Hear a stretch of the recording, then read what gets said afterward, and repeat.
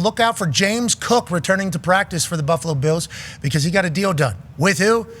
Ladies and gentlemen, the general manager of the Buffalo Bills, friend of the program, Brandon Beane. Hey. Nobody beats your intros, Pat. Nobody. I love it. You're Oprah right now, brother. You get a car. You get a car. You get a car. You get a car. You get a new deal. $1.26 billion in deals this offseason. I want to let you know, thank you for rewarding your guys. In-house guys as well. How great did it feel to get James Cook's deal done? Because I learned on Hard Knocks that he was the first ever hold-in that you've had throughout your stint up there in Buffalo. But not just James Cook, this entire offseason. How does it feel to get all of this done with your pillars, basically?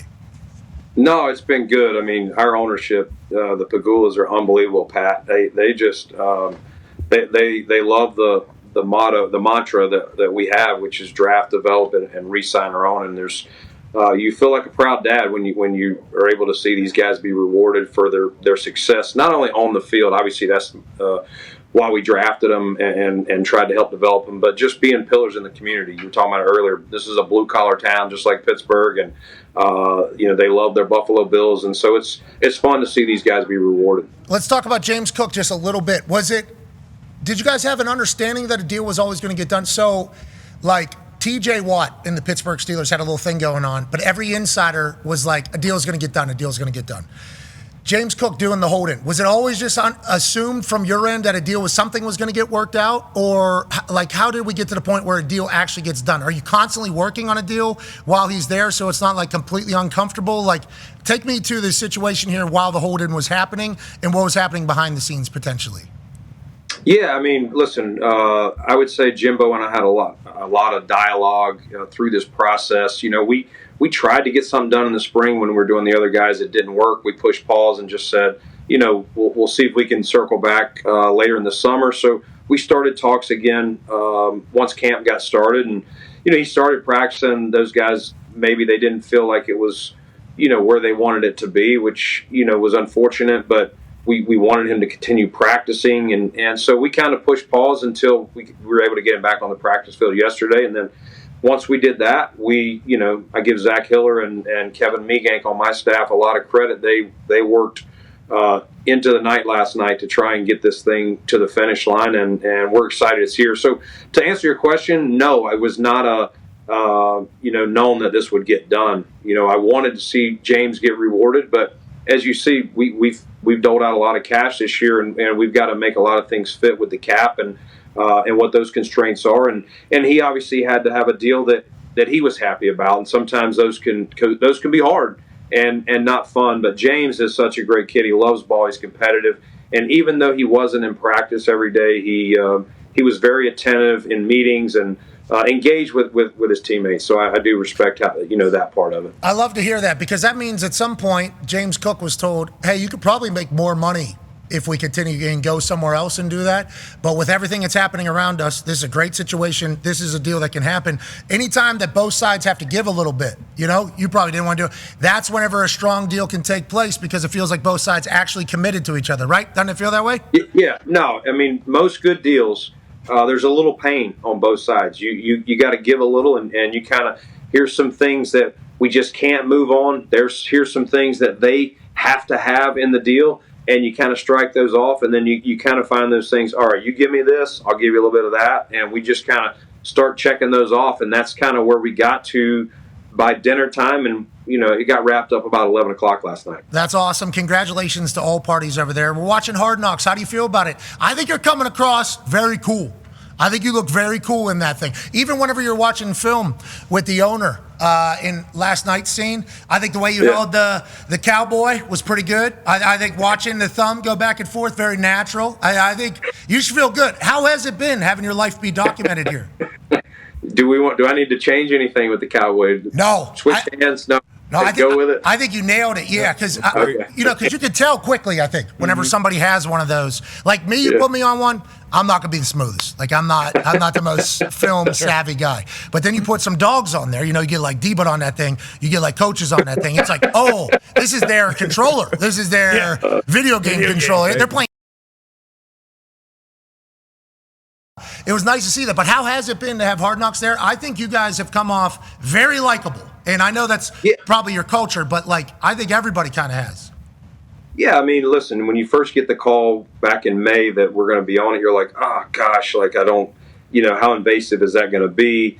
Our number one goal in training camp is to prepare this team for, a 17-game season and hopefully a ticket to the playoffs. That's what all 32 are trying. And so, you're kind of like, and then you start asking questions. So we had some meetings with the Hard Knocks folks in early June, and we laid out our goals of what we're open to, and we listened to them, things that have worked, asked some questions of other teams, just tried to learn as much as we could about it. And I give them credit. They listened to some of the things that we felt would be a little invasive, a little uncomfortable. But just like a deal with James Cook, hey, we'll give you a little bit of access here if you can just help us protect. We don't want to be releasing players on film.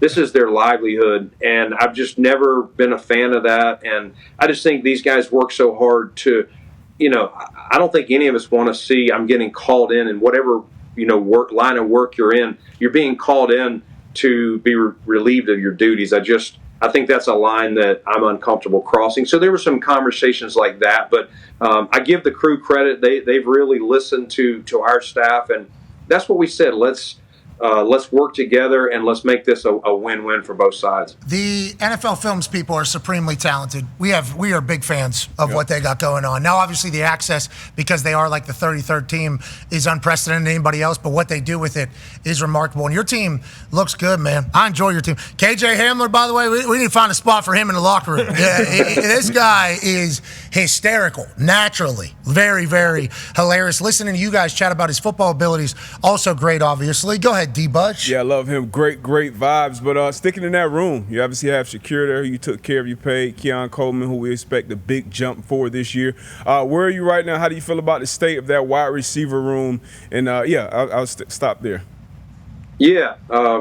Shakir got his ankle in our scrimmage a couple of weeks ago, so he's going to be out for the rest of the preseason, but he's progressing well. So hate not having him out there, but we're at least happy to know he should be ready to roll for the regular season. Keon, I think, has had a good camp. As you said, he's ascending talent. I see him and Josh, continuing to work on their rapport and get the chemistry, all the various throws that you make to a bigger target like that. Elijah Moore we brought here, Josh Palmer today at practice. Oh, Josh had a really good practice. He and our quarterback connected a lot. And we've got some other guys, KJ Hamler, Tyrell Shavers. You keep naming LaVisca, Chenault. I'm leaving guys out. But we've got a lot of guys competing for the last, 3 or 4, I would say the last 2 spots. Special teams, DB comes in there well as far as, if you're not starting, when we're in 11 personnel, your top 3, if you're not one of those, are you returning punts? Are you returning kicks? Are you a gunner? Like, we've got to find other roles for you to, so we can have you on the 48. Yeah, we need you out there. Okay, we need you. If you're not out there on the punt team, you're not going to be on the team, which is why I used to give speeches to young guys that I thought were great gunners, great special team. Hey, you need to learn this defense, okay? All they're saying is you don't know what the hell you're doing. You need to learn what the hell you're doing so that we can have you on special teams, buddy. Okay, you're really good at special teams. Mm-hmm. They say you suck on defense. I need you to get better over here. And also, let's start picking up water bottles for people. We need you. I'm like campaigning for people, lobbying for people, because special teams is a lot of ways into the NFL for a lot of guys, and they have no idea that's the case. Do you try to explain that to guys? Does McDermott explain? Does Coach explain that to people? How is that message kind of delivered? Yeah, we definitely do it. We emphasize it, especially to the young guys in June. The rookies and those young players. Like, if you are not a starter, you better find a role on special teams, and if not, you're going to have a hard time making the team. And even if you make the team, you're probably going to be inactive on game days until guys in front of you get injured. And there's so many guys that we've pointed to that have made it as a special teamer that later developed as either an offensive player or a defensive player. If they had not been that good on special teams, I remember, you go back to Steve Smith in Carolina. Steve was a 3rd-round pick.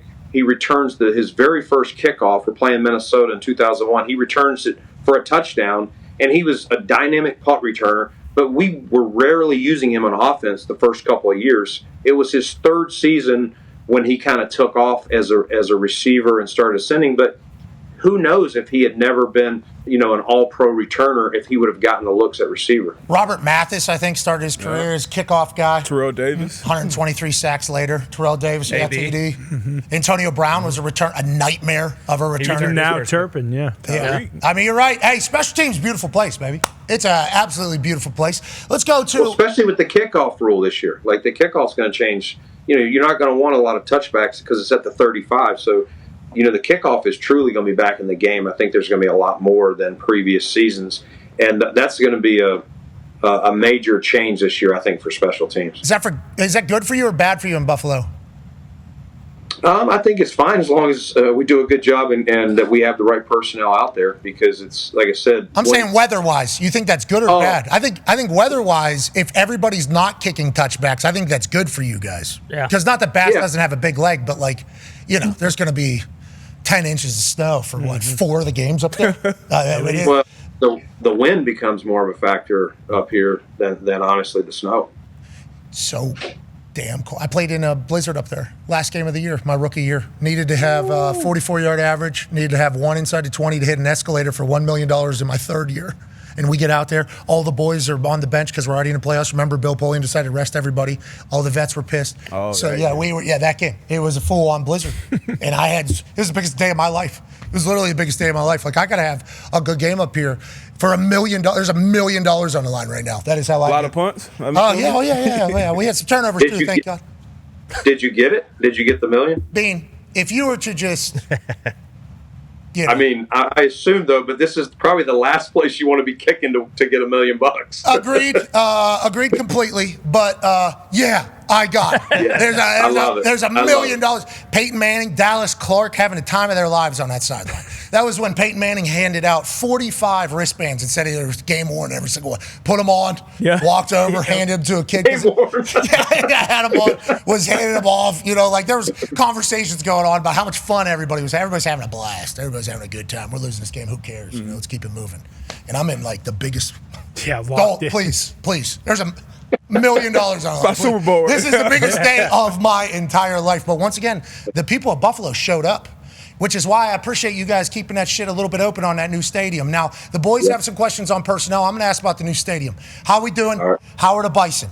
How are the Bison? How are we doing? We're still growing those bison, so they're still in the lab. But we're trending well. It's gonna be awesome. I promise you. Every picture or video that we get from the update or whatever, this place is gonna be sick. Yeah, it's awesome. I can't not wait to go up there and see a game, brother. It's gonna be so. I mean, for this city to get this stadium, it's gonna be a masterpiece. I mean, I've only been in there a couple of times since, but I'm blown away, every time I'm over there. The aerial photo of it being right across the street from the stadium you guys are in now is such a good selling piece for any team that's looking to get a new stadium. Hey, look at what stadiums used to be and look what they can be now. And it's literally right across the street in the same photo for you guys. It is, if we could find that photo. So much bigger. It is just so bigger. I mean, it's just beautiful. All the technology advancements that you can have since the last time stadiums have been built. It's this is going to be good for the entire city, even though the city is helping. It is going to be good for the entire Buffalo Bills faithful. I don't know what the Mafia. Bills Mafia. Oh my God. Wow. Come on. Come on, Pat. You okay? Get him back into it. Get him back into it. See this tan? Preseason. You see this tan? Preseason. I've been on the damn islands. That's on me. I am so sorry, Bills Mafioso. La cosa nostra. I would never, ever want to offend. Here's the photo that I was referring to. Yeah. It's this is the selling point here. If you're another city trying to get it and pitch it, it's on the far corner there. Here, you see, that is what yesterday looked like. Yeah. This is tomorrow. Okay, let's just go ahead and try to do that. It's just I can't wait. Your fans have certainly deserved it. Okay, let's talk about the team a little bit. You have gone, seemingly. Okay, I know you probably don't like that. You say we go all in every year is what every general manager says. We spend all the money we can spend every single year. We're going all in every single year. But this is the year, offseason year, where you had to make a lot of massive decisions, and you did. There's one that's kind of snuck under the radar in this entire thing. Go ahead, Tone. Yeah, to that point being, I think it was a month ago, there was a viral tweet that was holy shit, I forgot Joey Bosa's on the Bills this year. And it has kind of snuck under the radar. How has Joey been And how do you expect him to be for that defense this year? Yeah, it's been good to have Joey. He missed some of the spring. He was dealing with a calf, but he's had a good camp.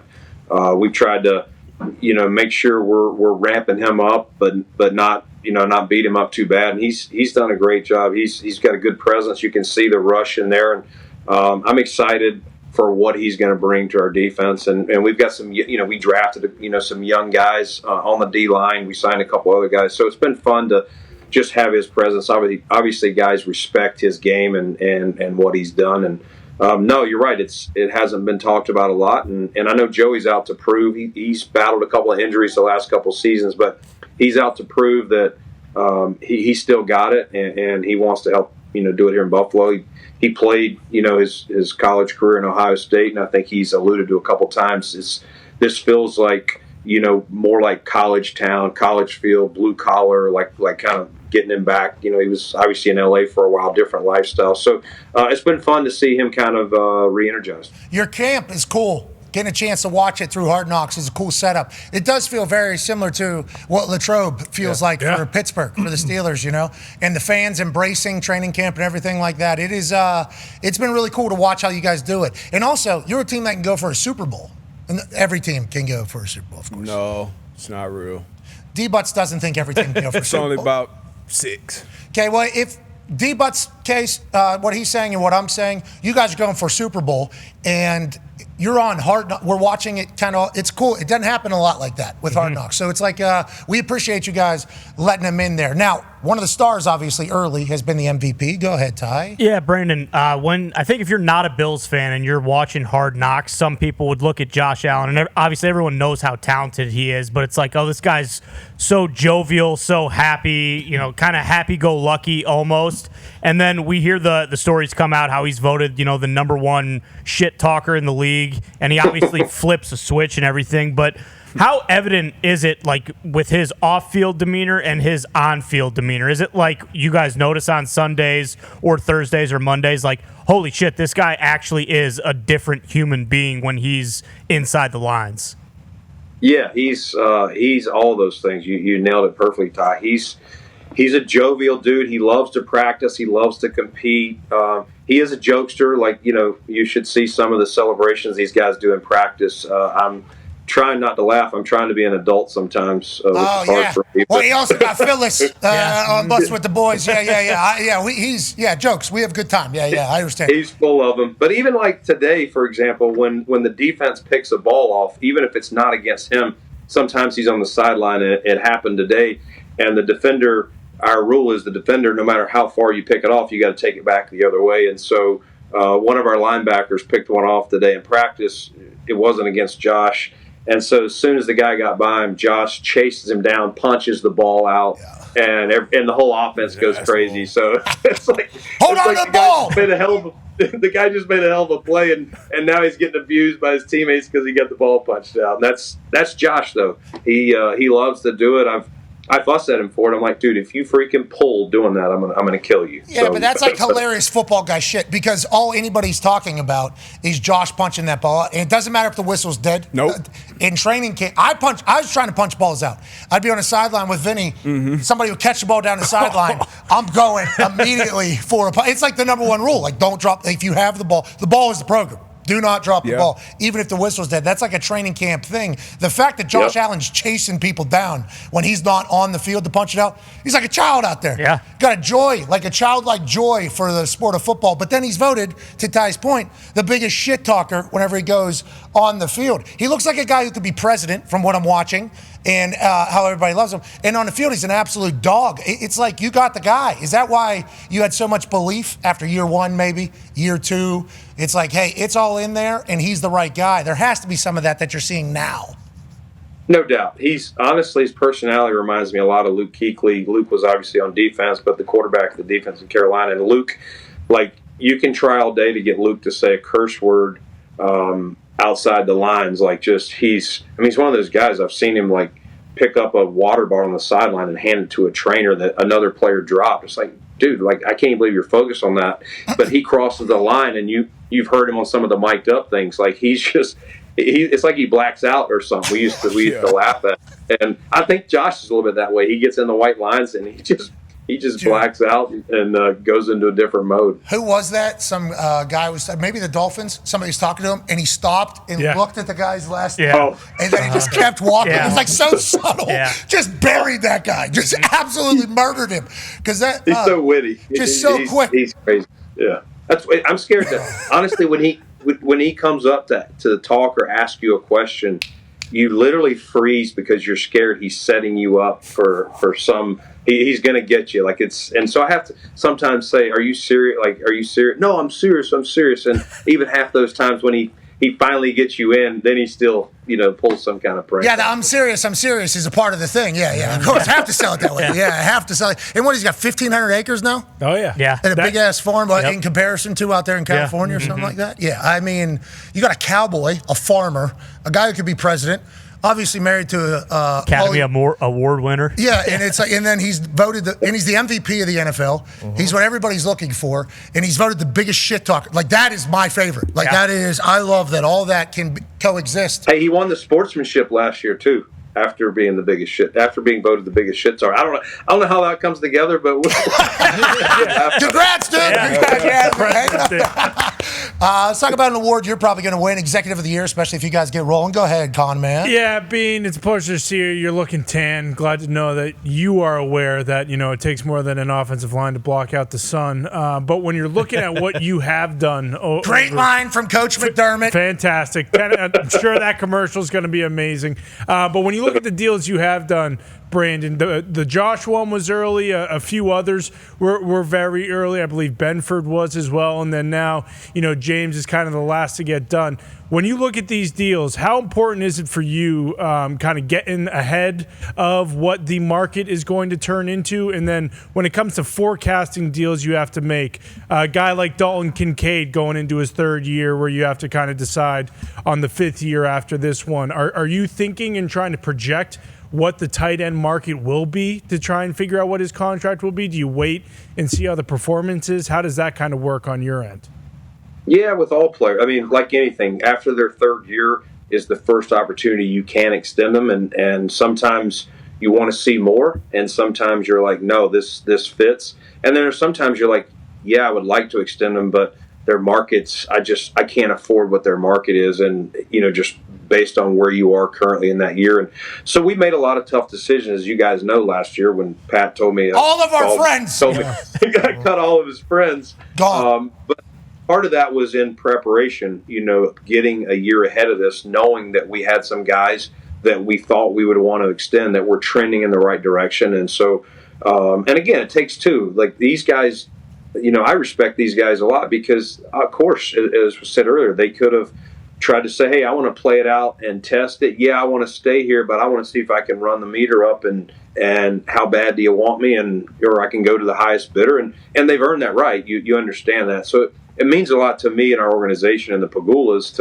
and Sean McDermott as well, that these guys, hey, we love it here. We like how you're treating us. We like how we're being developed, and we want to stay here and hopefully continue our career. Hopefully we can keep them all in Buffalo as long as their career lasts. That time will tell on that. But you're constantly looking 2 and 3 years out, to your point, on whether it's franchise tags, fifth-year options, players that you've pushed you've kicked the can down the road. What do you need to do with them? Do you need to restructure? Do you need to extend? All those conversations we're having. Things can change. Injuries can happen. Guys can get past that you thought you might be extending, and you're like, they haven't kind of hit that next level. So they're kind of written in pencil more than pen at this point. So fascinating, all of it, especially with what's happening around the league. Do you look at it? Obviously, all the other drama happening around. You've told us yes in the past because you might snoop around. Now you can't really at this point with how much money you've spent into the salary cap at this particular situation. Maybe you just looked at me and said, if there's a right situation, we can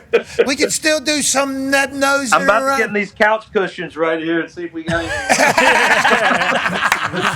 Hey, get some duct tape, try to find the crumbs down there. Yeah, I understand. But you are, because I think getting the deal done early is what from our coverage, from us just having to talk about everybody's drama, it feels like getting a deal done a year early is much better than getting a deal done either on time or a year late, just seemingly from the drama and the inevitable. How many millions was it? For the Cowboys, It's like 49 or the Dak, 64 million altogether. 64 total, yeah, exactly. 50 million with Dak because they did the franchise tag and then extended him, and then the next extension was late as well, so it got ran up, and then 15 million with CD Lamb. Yeah, 14.9 or something, Yeah, whatever the bingo. money is. And now, granted, these are all just like Monday morning quarterbacking, obviously, in this whole thing. Yeah. And in the moment's vastly different. But it does feel like we're in a time where you have to pick who your guys are going to be and almost just tell them with money early. Do you think that's becoming a trend around the NFL, or do you think the NFL would try to make sure, hey, we pay you when these deals are done? Like, how do you think this is all going to be navigated going forward? Yeah, I mean, I think it like anything, it takes two to get a deal done. And some of these players that maybe, and I can't speak for them. I don't know. You'd have to ask the player or the agent. But maybe some of these players truly just want to see what's out there. And yes, they like it there, but they also feel like they can make a lot more. And again, that's why I say I respect a lot of what our guys did. They didn't want to test the market. They were happy with the numbers we were able to get them. And I think that's always going to be the case. I think you're going to find teams that are able to find guys that enjoy being where they're at. They're happy with the money that you're offering them, and they're not trying to see if they can get another $1 million, $2 million, whatever that is, in free agency to pack up and move their family to another city. And I think that's the case. Sometimes you see guys and maybe they don't love it there. Maybe they don't love their coach. Maybe they don't love their situation. And then there's just guys that they want to just see. They're like, hey, you know what? I'm 6 months away. I'm this close. We haven't reached a deal. I just want to play this thing out, which is their right. I respect that. Yeah, it's interesting, the drama. The NFL is the greatest for us, obviously. Yeah. Yeah, so much shit. Love it. James Cook's holding in up there. Has Beane lost his fastball? Oh, is it all falling apart up there?